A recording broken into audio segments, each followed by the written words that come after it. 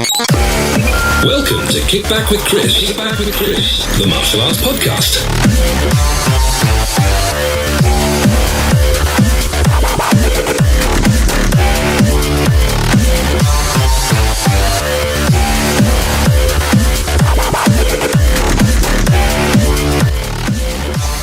Brought to you by www.mittmaster.com. Hello and welcome to what is quite a special episode of Kick Back with Chris, the martial arts podcast, because today marks the 1 year anniversary since I started this whole crazy journey in podcasting and martial arts and all that stuff. So yeah, it's come around super quick, as all the milestones have really, the 6 months and all that sort of stuff. But 1 year already. Now, what I'm going to do to mark that 1 year is do a very, very similar episode to what I did back on episode 1. If you've listened to that one, there's a very sort of, I don't know how to describe myself really, sort of a little bit unsure me doing the podcast, and I just basically sat down in front of a recorder, hit record, and spoke. And the topic at the time was actually the UK Martial Arts Show. Now, that ties in very nicely because this weekend just gone was the UK Martial Arts Show on May the 4th and 5th. I was there, as was hundreds, if not thousands of other people, all there to either teach, join in, and have a great time networking and meeting up with friends. So I thought I'd talk about that one. I thought it'd be a nice one. And we're also today going to be talking about a topic that is a pretty hot one on social media at the minute.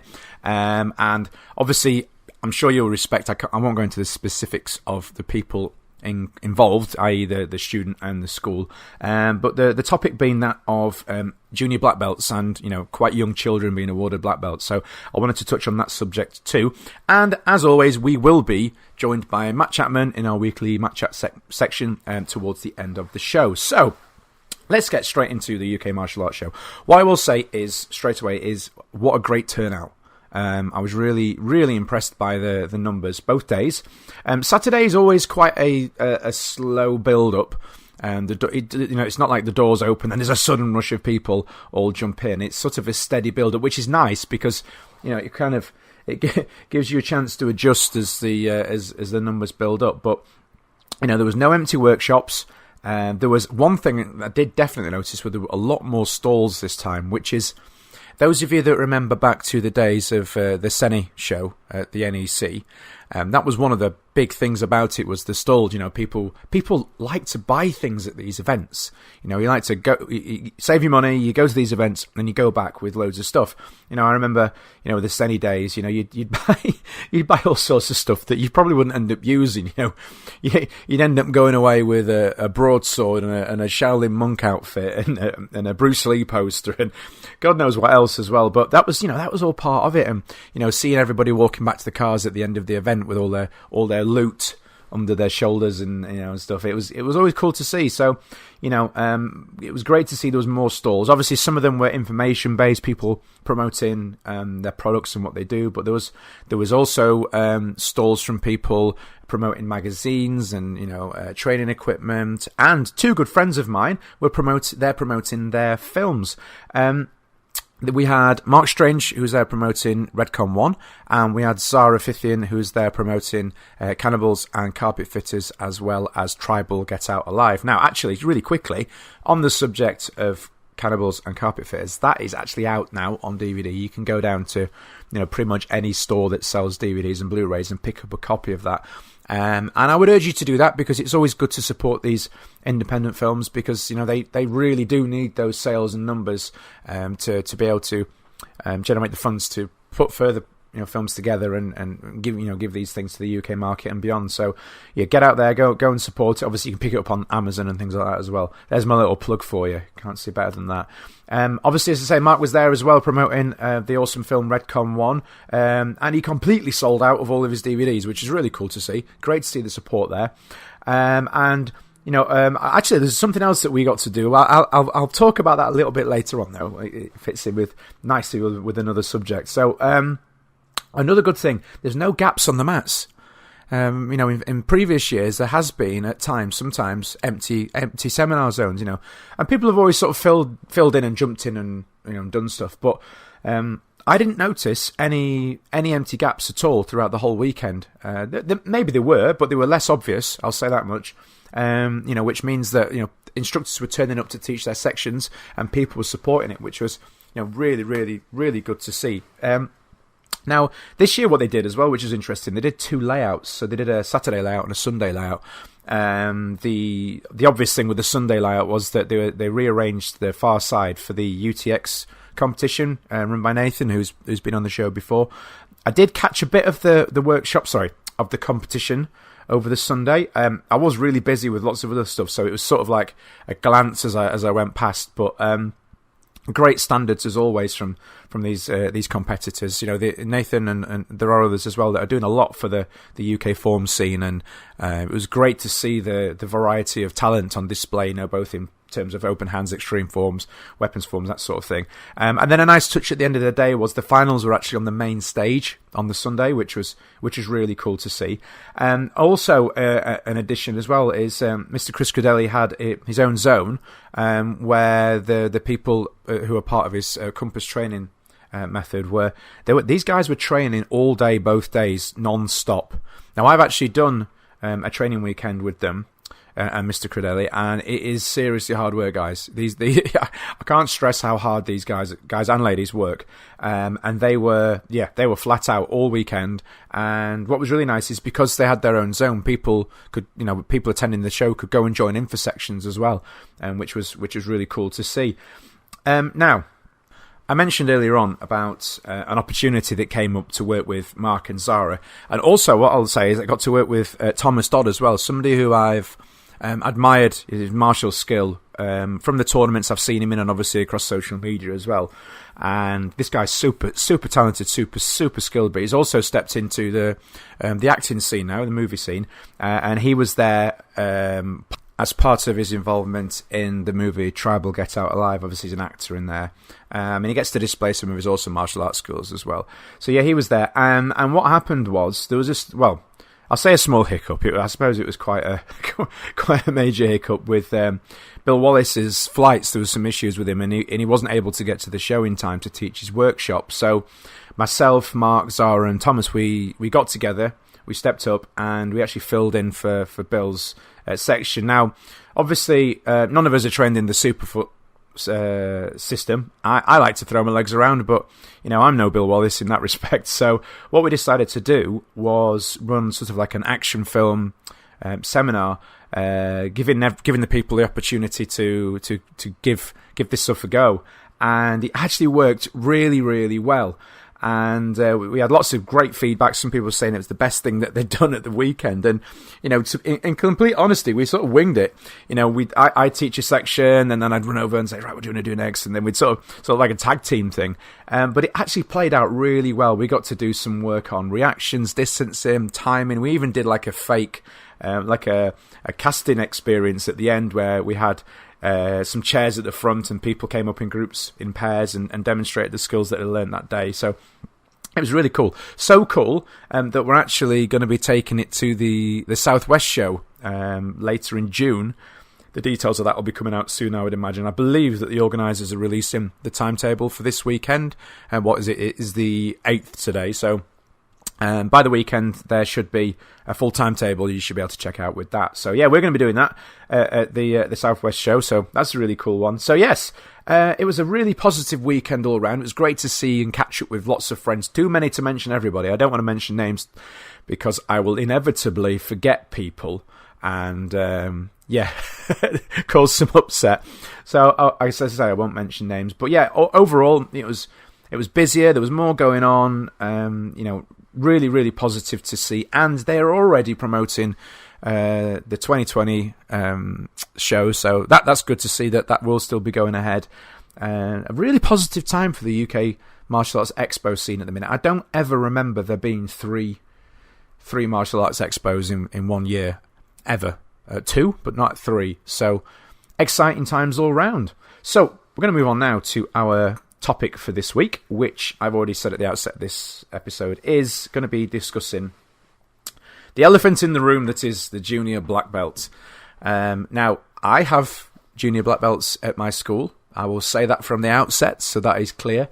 but I do have a limit when it comes to age. Now, this topic has been pretty hot on social media this last couple of weeks. There was an article posted with regards to a 6-year-old that had achieved their black belt through their training, and obviously it's prompted responses from both sides, people who are in favour and people who are against it. And obviously, as I said, at the outset, I'm not going to mention names of schools or students, and this is not the first time. This is not the first time that this sort of thing has come up, and it likely won't be the last. But it is a topic that I do feel is worth discussing. Now, what I will say before we get into it is, I did have a discussion with one instructor who had taken the point of view, or the attitude, you might say, that, well, why are you worried about it if it doesn't affect your school, if it doesn't affect your teaching? Why have an opinion? Just stick to what you're doing, focus on your own thing. Now, that sort of attitude when it comes to things like, other schools taking the mick or stealing students or saying things, then yeah, I agree. You stick to your own, you concentrate on what you're doing and you get on with it. But with something like this, I think it's important that as instructors and martial artists that we do have an opinion on it. We don't just ignore this sort of thing. That's how things are left to bubble and get worse. Having a respectful discussion is a positive thing, and it is needed. It absolutely is needed, and we shouldn't be ignoring these situations. So I just wanted to say that from the outset, just in case there's anybody listening in that's thinking, well, why are you talking about it? I think it's important that we talk about it, not just ignore it and as I say, brush under the carpet. So what I'll say is, right from the get-go, is that I am personally not in favour of giving younger children black belts. Now, what would you say is a younger child? For me, I mean, it's a difficult one. Right, I'll put it this way. I'll put it this way to you. My son is 10, okay? And he is a red belt in Taekwondo, which is, depending on how you run your system, is approximately sort of 1 to 2 belts away from black belt, which is going to be... At this level, we're probably looking at sort of a year to 2 years still before he'll do his black belt test, which would make him around about 12. I think that's a sensible age for a junior black belt. Personally, by that age, they're old enough. They're old enough to understand the complexities of what it means to be a black belt. They're old enough to be pushed physically and mentally to be able to cope with the demands of black belt testing. It is still a junior black belt, though. It's not an adult black belt, and there will be, and he will be, and he knows this, they'll be expected to retest again when they're old enough. Giving 6-year-old black belts, though, I think that's... Well, I don't think. I know. It's too young. It's way, way, way too young. Now, in my school, the way that we overcome the issue of students grading up too quickly and at a young age is, in my 4 to 6-year-old system, we have a completely unique syllabus that focuses on half grades. And when they become old enough to move into the main junior section, we move them up on the belt that they are on, which is the half belt. So they do have a coloured belt, so they don't go in as white belts.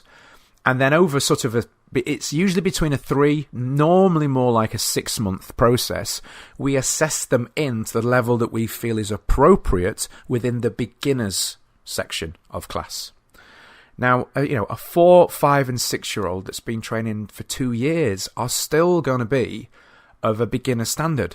That's just the way it is, in my opinion. And, I feel it's correct that we don't rush them, we don't push them on too soon.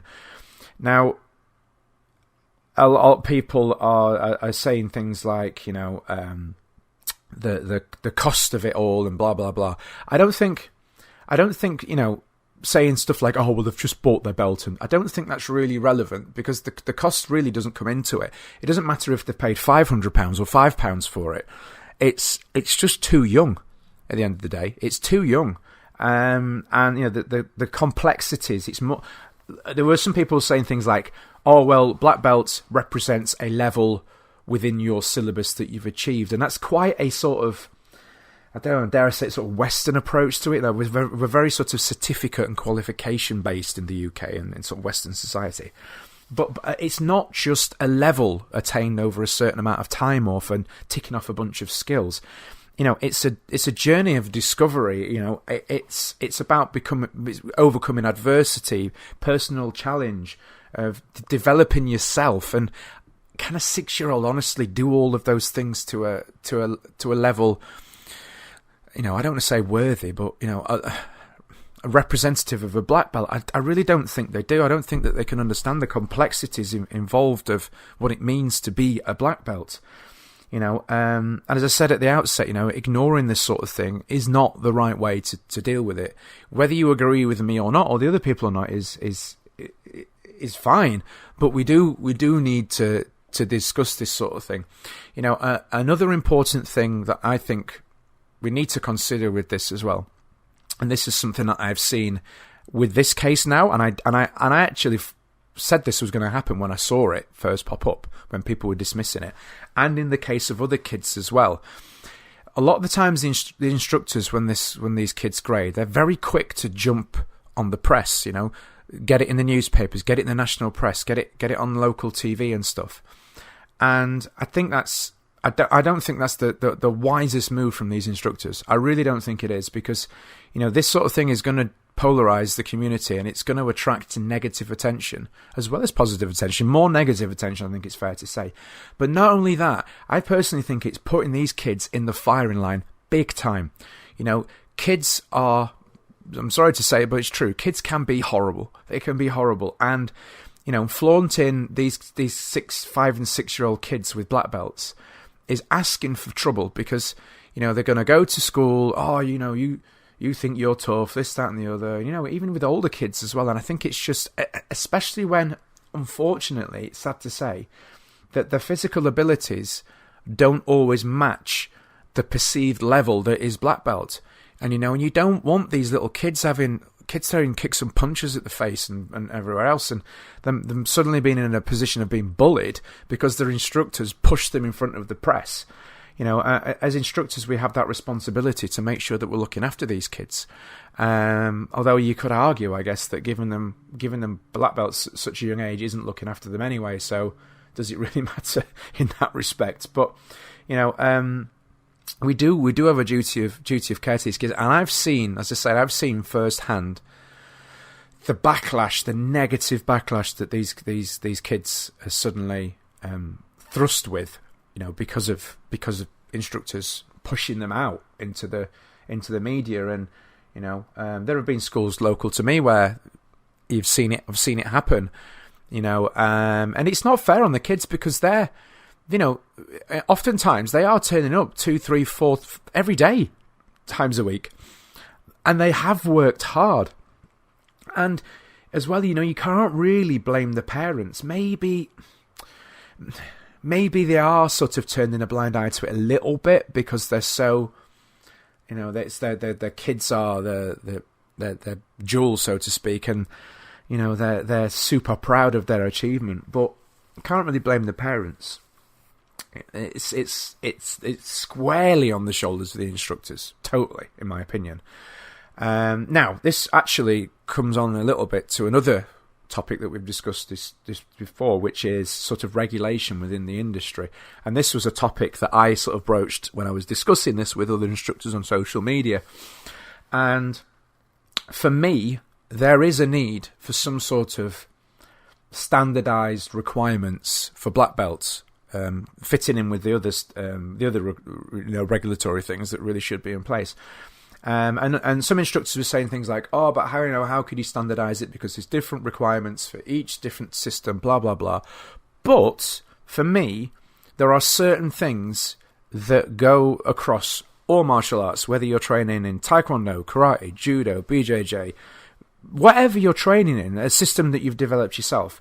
There are certain things, certain policies that we could all adopt. And one of them is a minimum age for black belts and a minimum time training as well. Again, some schools will award black belts in 18 months. and then you have BJJ systems where you're looking at decades. But there can still be a minimum that we could all adopt, both in terms of time and in terms of age. Definitely age, and it's not impossible to do. And I think in some cases it is schools and instructors taking advantage, but I think some of it is naivety as well. And I think if there was a standardized minimum age, it wouldn't be necessarily a legal thing, but it would just be something that as an industry we adopt. It would mean that these situations aren't popping up as much. Now, if you turn around and say, oh, well, if a kid comes to me at 4 and we say the minimum age is 9 and your syllabus means that they can get to black belt in 18 months, then maybe I would politely suggest that you take a look at your syllabus and your grading structure and, build upon the syllabus so that there's more in there to help develop them physically and as an individual. And 2, maybe consider how often you're grading these students. There are schools that are throwing, and I use that term, maybe it's not polite, but they are throwing belts out every 6 to 8 weeks. And, adding more belts to the system isn't the answer. It's great for your bank balance, but it isn't the answer in this sort of situation. So definitely food for thought, and one that is going to polarize. I know that for sure. If you have an opinion on this, please do get in touch. As always, you can reach us at www.kickbackpodcast.com or martialartspodcast.co.uk, as well as our Facebook group. If you search for Kickback with Chris, the Martial Arts Podcast, making sure that there's a gap between kick and back. We're also on Instagram and Twitter and all that sort of stuff, or you can drop us an email direct at chrisjonestkd@gmail.com. We do actually have an official Kickback Podcast email address, but I always forget it. Oh, and as well, another thing that I also forget, we also have a YouTube channel as well, specifically for our Mat Chat section.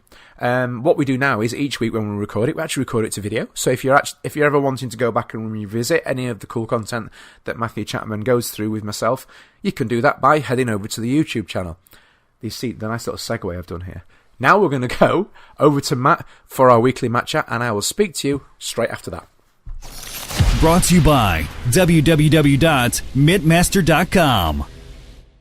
All right, guys, so it's that time of the show where we go for our weekly Mat Chat with Mr. Matthew Chapman on this, actually, a very rainy day here. It's actually chucking it down, so if you can hear the rain above me on the window, I apologise. It's blue skies here, mate. Sorry. Yeah, it always is, No, I'm not lying. Look, you can see the sunlight. I can actually see. Well, I'd show you the rain, but, it is what it is. So, how are you doing, sir? How was your weekend?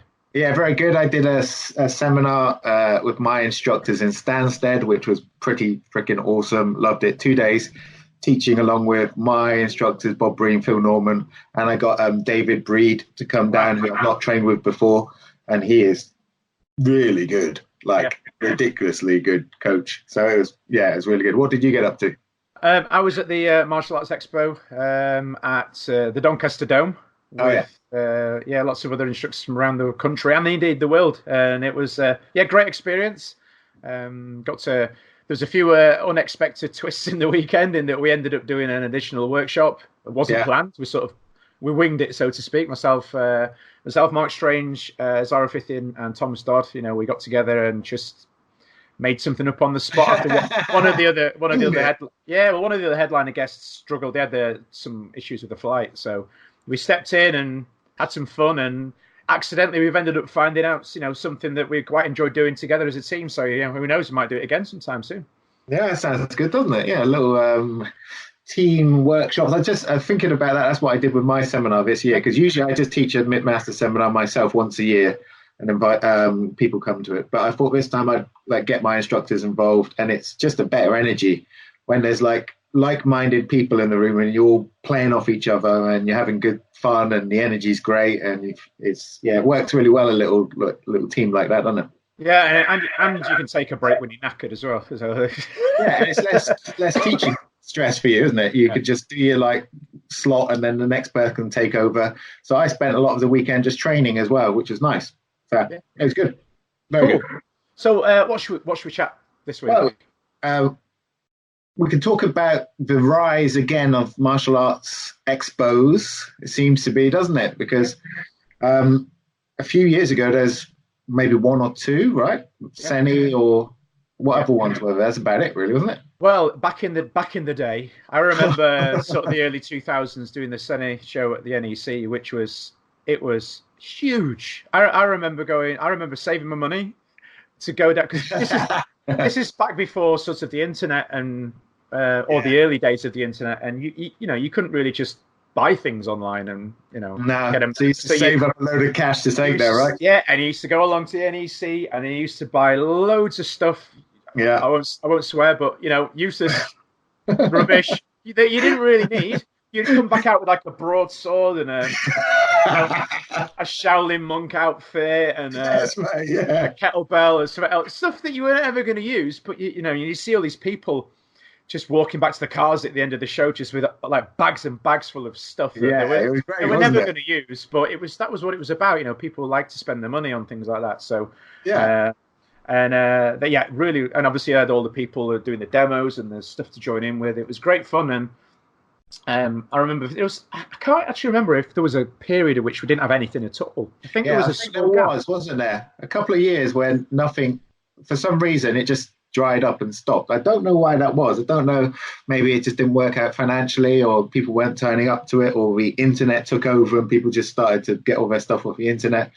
But recently, in the last sort of 2 years, it started to pick up again, hasn't it? We've got more shows happening in the UK. They're getting bigger, more successful, more better run. Lots of people traveling from all over the UK, Europe, and from overseas to come to these expos. So I'm pretty excited because I like going to those. It's fun. You get to meet people, hang out, train. You get to do these little workshops for a couple of hours with instructors you never trained with. You meet people as you're wandering around you haven't seen in ages, or people who recognize you off Facebook. That's the weird thing now, isn't it? Yeah, I think personally that Facebook has played a big part in these expos coming back again because the Facebook being such a personality-driven sort of place. Obviously we're always working our content, what we're doing, and sharing it with people, and that audience is now sort of growing, and it's nice for people to sort of have a central place to meet and train with those people that they see on social media. And I think that's meant that these events have been able to book these people and and promote them on the stage to an audience for them to come and meet. So I think that's one of the big things that's really helped these shows. We had nothing for a while, then we had the martial arts show in Doncaster came back, and then Lucci started the Kaizen show, and then now obviously we've got the Southwest show as well popping up. So it's good times. Yeah, it's great, isn't it? It's I'm excited. I'm going to teach like you seminars at most of these shows, so it'll be good just to get out there and meet people. And I like hanging around martial artists. Basically, I don't like anyone else. So. So as long as you're interested in kicking people in the face, we can be friends, and that's it. I love that. But joking aside, it was nice to have people that came to take part in my workshop at the weekend. They, so several of them that were there that had said, I've come today through doing your course online, and they asked me some of the questions about the content, and then we covered it in the workshop itself. So I went over some of the things that I've covered already in my course and gave them the opportunity to sort of ask questions about it. Yeah. And then there were a couple of people actually that were on the fence about joining it.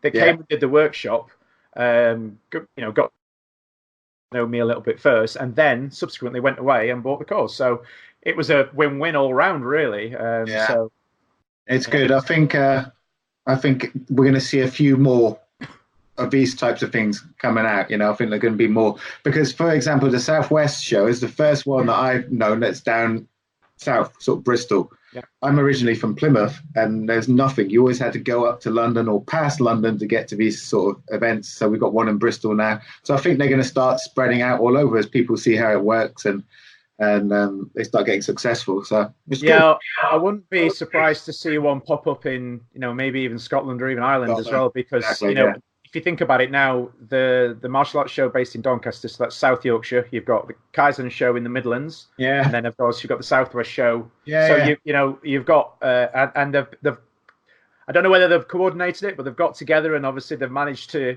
get the dates spread out a little bit as well. So not that I think it matters too much, to be fair, in some ways, because I think the real diehards will go to all three, and then the ones that they'll look and go, well, that's close to me, that one's close to me, and they'll so. It's exciting times. It's nice. It's nice to have a lot of things to get involved. I don't think my wife's overly happy, but but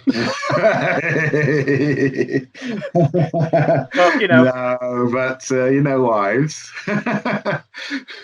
As long as we have a holiday at the end of the year as a result, then she's happy. Yeah, exactly. Happy. You're working and you're earning money, so it's good, right? Yeah. It's good. And hanging about, chatting, having a laugh, and kicking people in the head.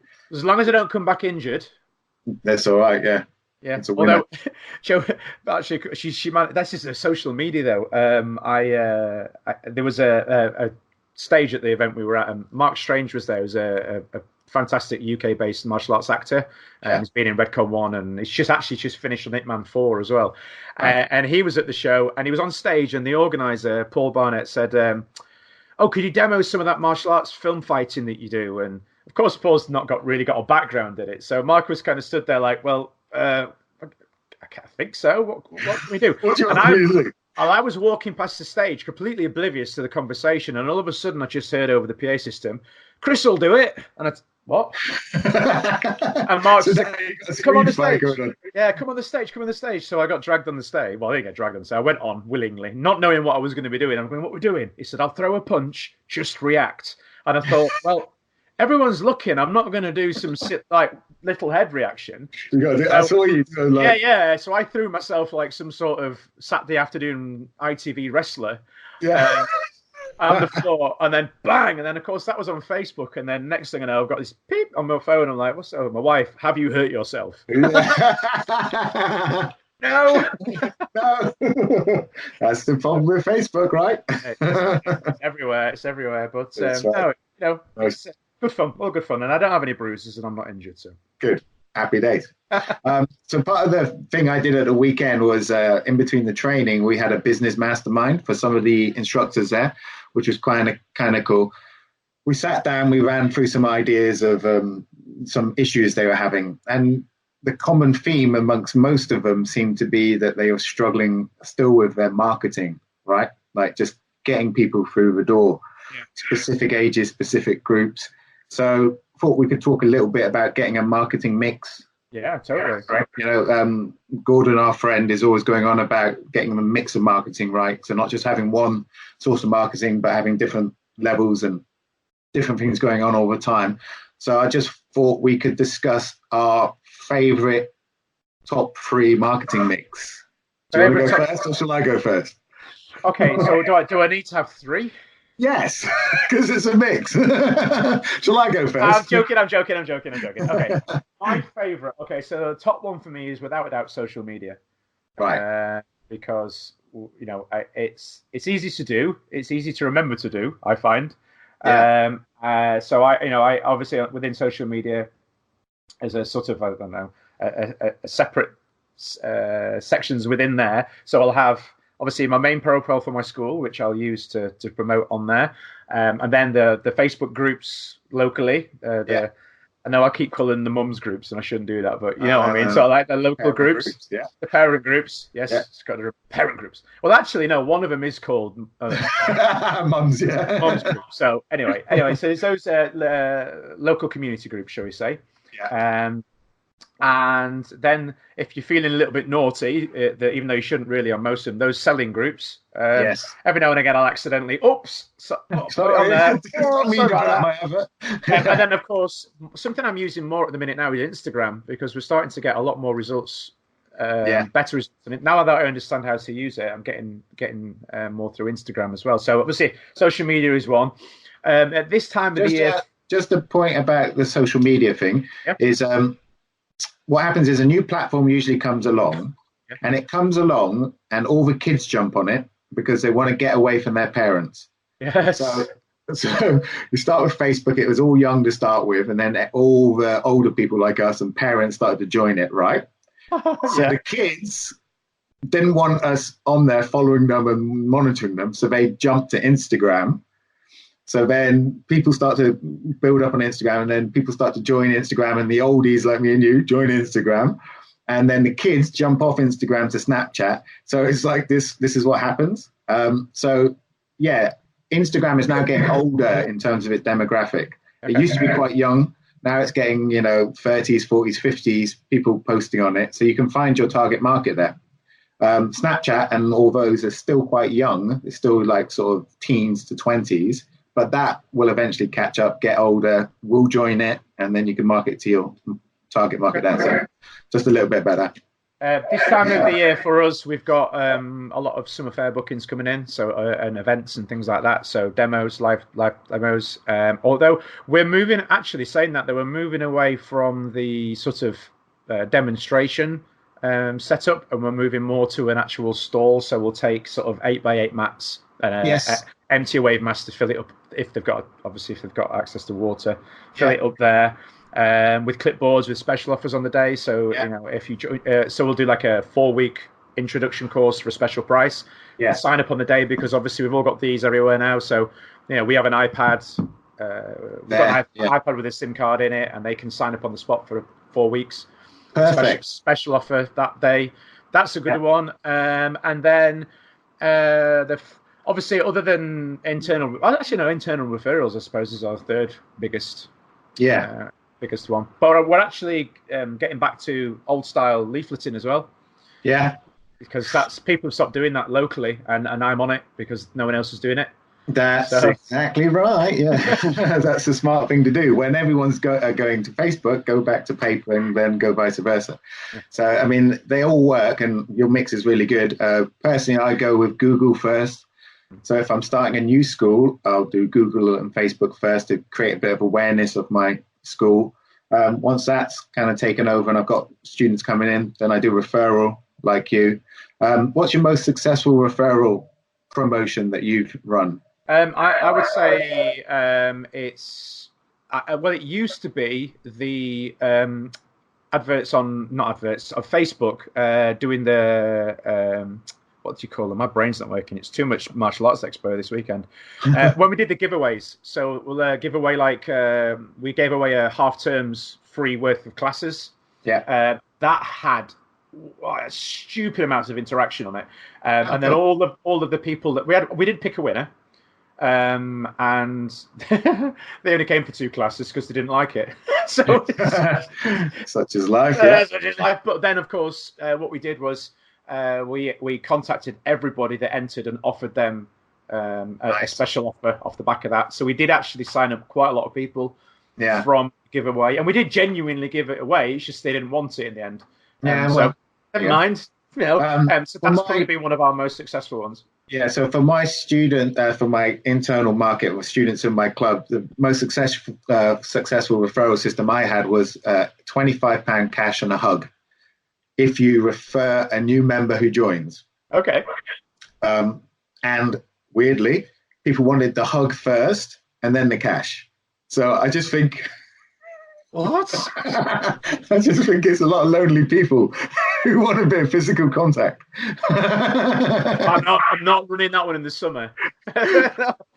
True enough, obviously, the hug is not compulsory, but if they want a hug, I'll give them a hug. And then high five, yeah. And then we give them the cash. But it was different. Like, they were like, what? So we get cash if we refer a friend who joins, and we get a hug. So it kind of caught their imagination a little bit. So that was our most successful referral system. Obviously, dominating Google is my other thing. So if I can dominate the first page of Google, I get a load of inquiries from that. And then, like you say, flyers with a really good offer seem to work really well. But I don't do door-to-door anymore. Okay. Do you do door-to-door? I haven't done for a while. I just tend to leave them in places where I know people, where my target market is. So if I'm specifically looking for females, women in my classes, I'll leave them in the nail salons, the hair salons, places like that. If I'm looking for children, I'll take them to school and do the book bags and all that. So, but I don't do door-to-door because you usually only get 1% return off a door-to-door sort of run. And sometimes the problem with door-to-door is usually you pay a company to do it, right? And they'll go door to door and I'll just stick them through every single door.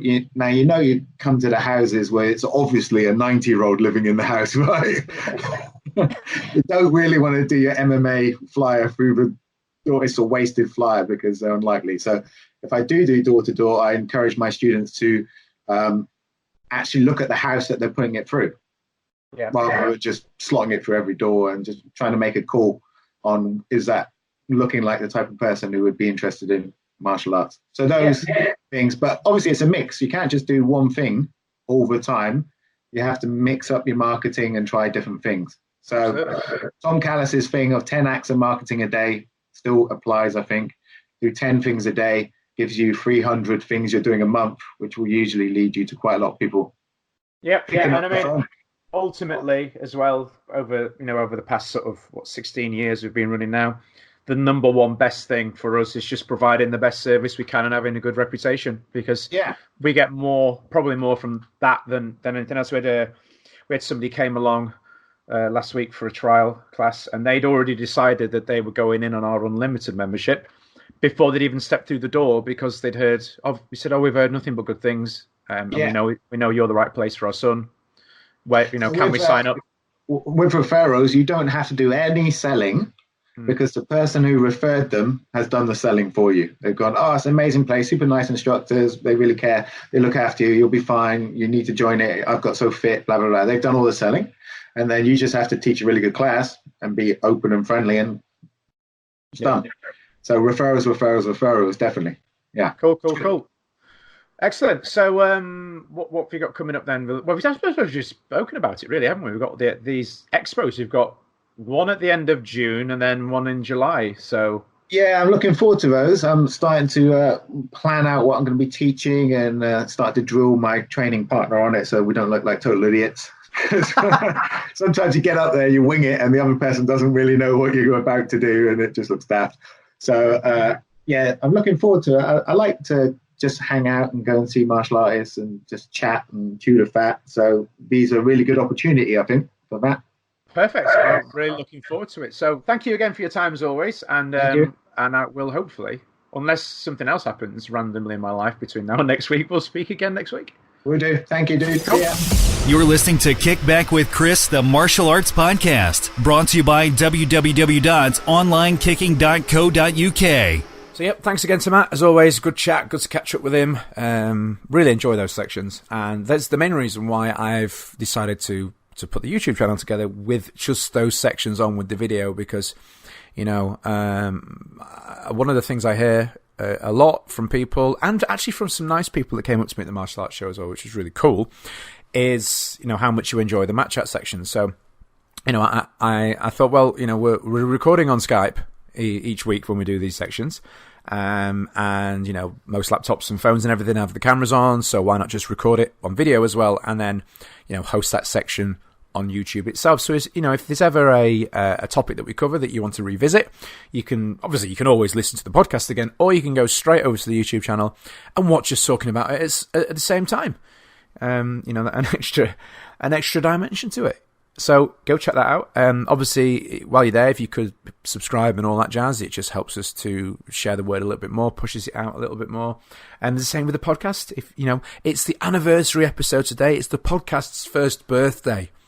So do us a favour, go and like, rate and review on iTunes, share it on your Facebook and all that stuff as well. But joking aside, guys, it really, really does help. Really does help, because ultimately, we want to spread the word as far as we can, and positivity for martial arts and the discussion of martial arts. The more people we can share it with, the more we can do going forward. So yes, please do help with that. Get involved.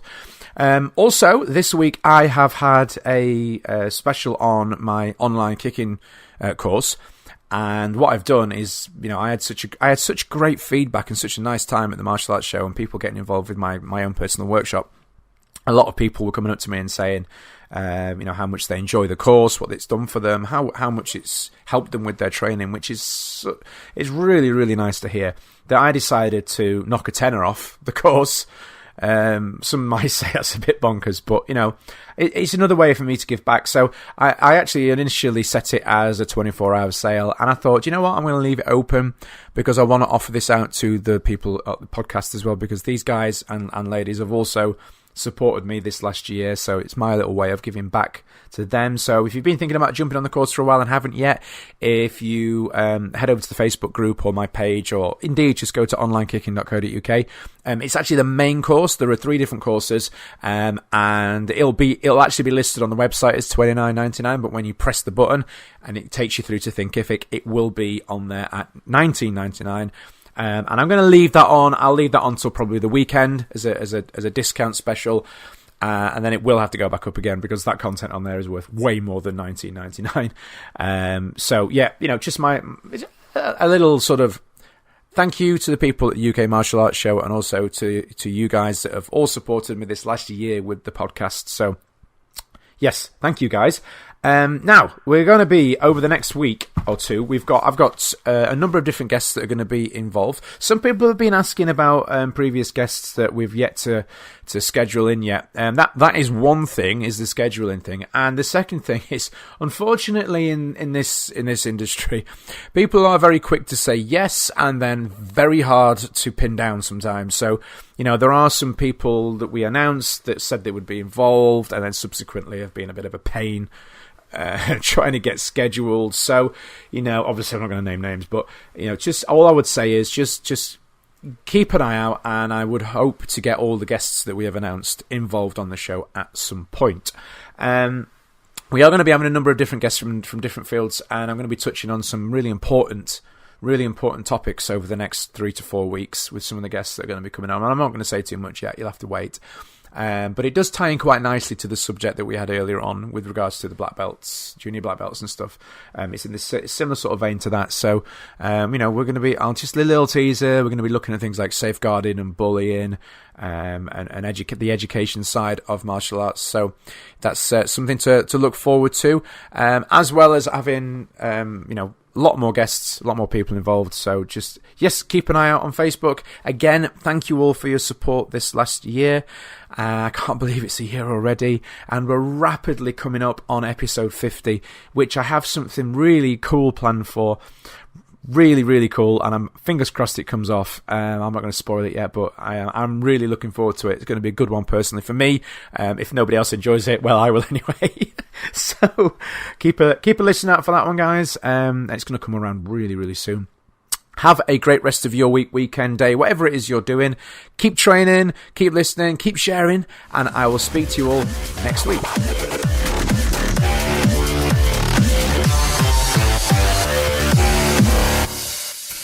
Enjoy our podcast? Please remember to subscribe, rate, and review Kickback with Chris on iTunes today.